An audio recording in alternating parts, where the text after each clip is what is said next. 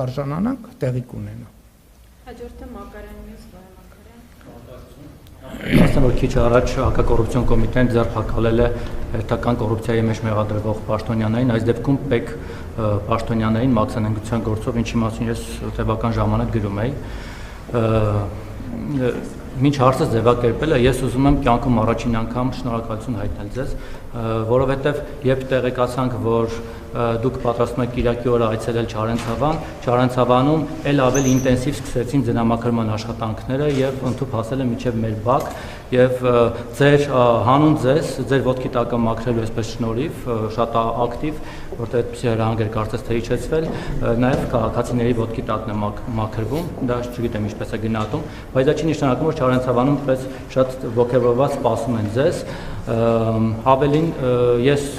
բազմաթիվ Չարենցավանի մեծամասնության անունից ուզում եմ ձեզ խնդրել, որ չգաք Չարենցավան, կլինի չգաք Չարենցավան, որովհետև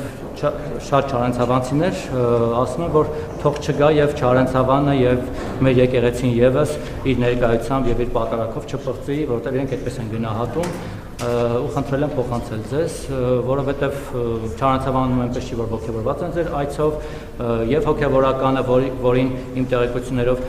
ուժային կառույցների կողմից ճնշումների միջոցով զորով հայտարարություն են կորզել նրանից, որ միացել է ձեր այսպես կոչված բարենորությունների ծրագրին եւ մյուսները։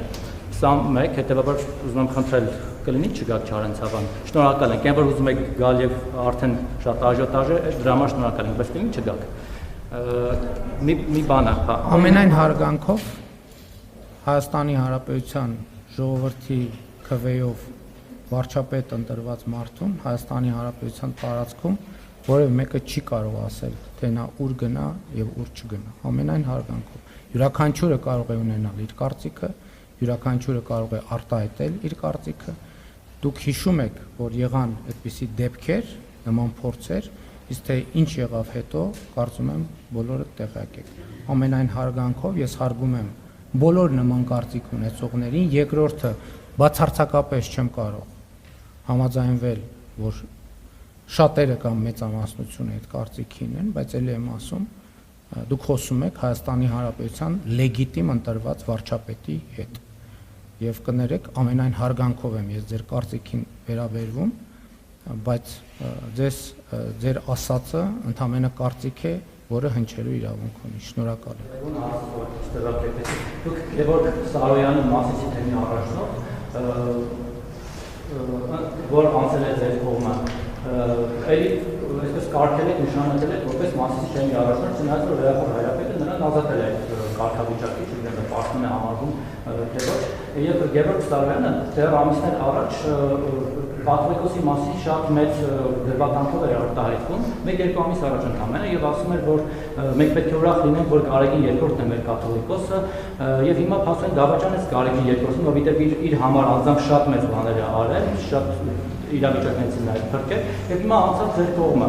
բացի այն, որ նրանք իրադարձ են ասում, այլ նաև հենց կաթողիկոսին դավաճանած են ասում։ Մենք հիշում ենք պատմությունից, վստահ եմ դուք եք, որ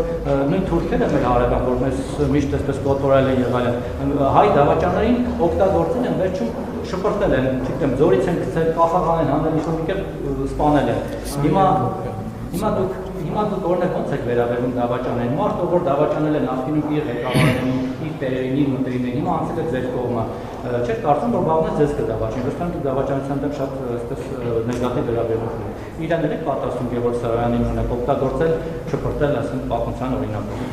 Ձեր հարցի կոնտեքստում կա մի դավաճան եւ դա Կտրիչ Ներսիսյանն է, ով դավաճանել է Հիսուս Քրիստոսին, ով դավաճանել է Հայաստանյան Առաքելական Սուրբ Եկեղեցուն, ով դավաճանել է իր հավատացյալ հոտին եւ դուք ասում եք վեհապար, նա վեհապար չի եւ նա սովորական դավաճան է, ով դավաճանել է Հիսուս Քրիստոսին։ Հաջորդ հարցը Free News